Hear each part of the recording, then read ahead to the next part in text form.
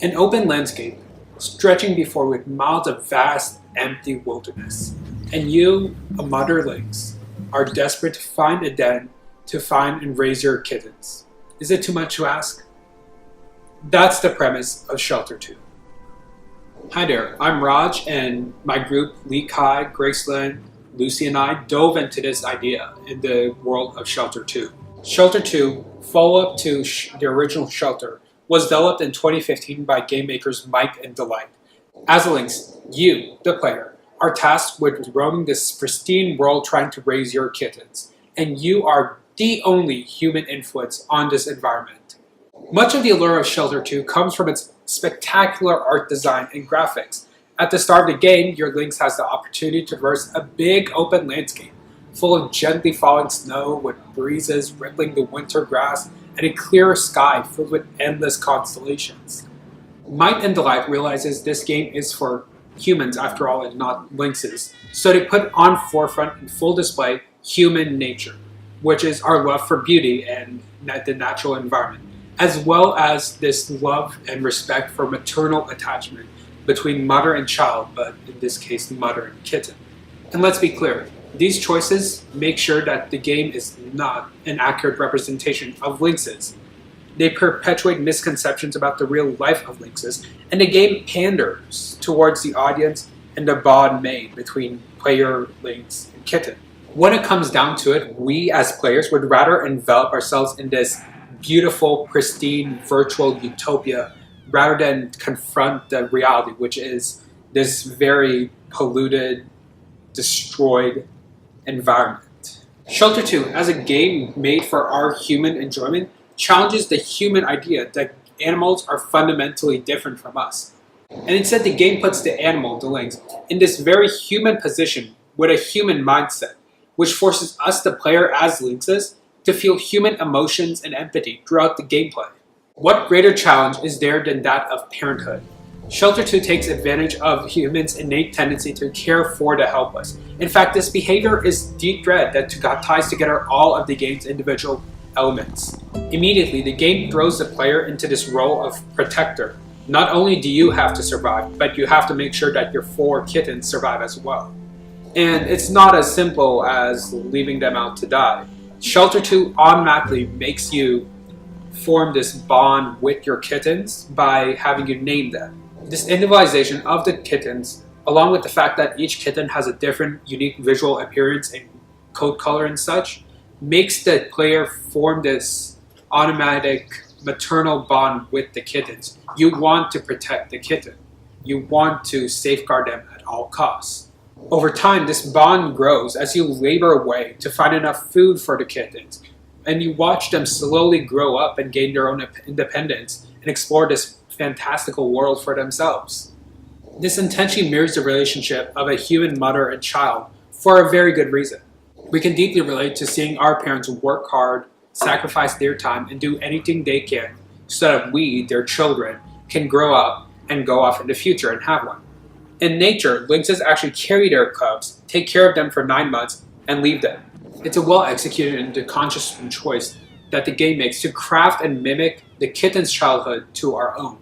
It builds that greater maternal attachment between player and kitten. You don't want to leave them, you don't want to see them die, so in that case, you put more and more effort into ensuring their survival.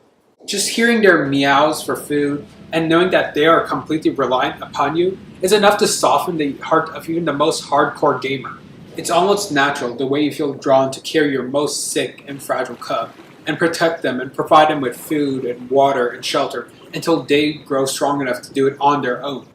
All these different aspects combine not only to create a potent recipe for empathy, but an intense feeling of responsibility to not only your cubs, but to the survival of all lynxes. At its core, the game wants to immerse you into the world of a lynx to better understand and appreciate them as a species in this world. Unlike its predecessor, Shelter 2 is created to be a completely non-linear game style. This means that players are given the freedom to traverse the landscape, doing whatever they want, however they want, and whenever they want.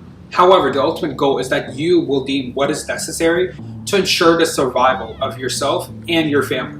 The game has so much to explore, and the longer you play, the more engrossed you become in the stunning graphics and this beautifully rendered world. At times, the gameplay can become stale, as your only challenge is to hunt.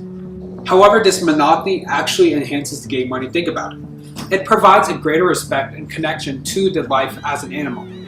While the game drastically lacks challenges that are man-made or that show a more complex ecological understanding like competition, it makes up for it by showing these natural stresses like hunger and starvation, and the changing of seasons, which affects how you play and what prey is available. Shelter 2 succeeds as a game as it allows the players to experience the first-hand struggles of being a lynx, but in a virtual utopia. This raises the question for the player, how do lynxes survive in the real world, and what problems do they face? Perhaps the most heartbreaking moment in the game arises when you lose your first kitten. When leaving one behind, they proceed just to scream. The scream elevates until the game recognizes the finality of your choice, and with a final death gurgle, your kitten dies. This provokes a powerful reaction in the player. You invested so much time and effort to keep them alive, and you have this emotional bond with your kitten. And losing one of your own is a huge blow. The screams begin and the player's reactions are panic, regret, and immediate doubt overcomes you. You question what you're going to do. It takes a second to continue with your choice in the game. The amount of grief and disappointment you feel is immense, but it's channeled into this iron drive to protect the lives of your remaining kittens. The game takes advantage of this human aversion to failure in order to urge players to do whatever is necessary to protect their kittens. Yet at the same time, the simplicity in which the game portrays the death of your kitten highlights the fragile and impermanent nature of life. However, you quickly remember your remaining kittens and accept that loss of life may have been unavoidable. The evolution of the bond between player and kitten is what makes this game special. The game's story is told not through dialogue and exposition, but through relatable experiences and images, which strengthens the relationship between player and lynx. More than anything, the description of the open-world survival video game brings to mind adventure and leveling up and impersonal attachment as we casually jump from objective to objective. However, Shelter 2 is immersive and provocative, and most of all, wants to be indicative of what an animal's world looks like through a human and emotional lens. Shelter 2 goes beyond just appealing to the audience with baby animals, that notorious tactic used by the media. The game is reliant on its ability to make the player empathize and feel deeply for the lynx kittens. Without it, it's just another pretty game with an animal protagonist. But by making the mother-cub relationship a mirror of our own lives, emotion triumphs. This is where Shelter 2 succeeds despite its misrepresentations of nature. Since we as players prefer this projected, virtual, perfect utopia over the convoluted reality it's covering up, Shelter 2 delivers.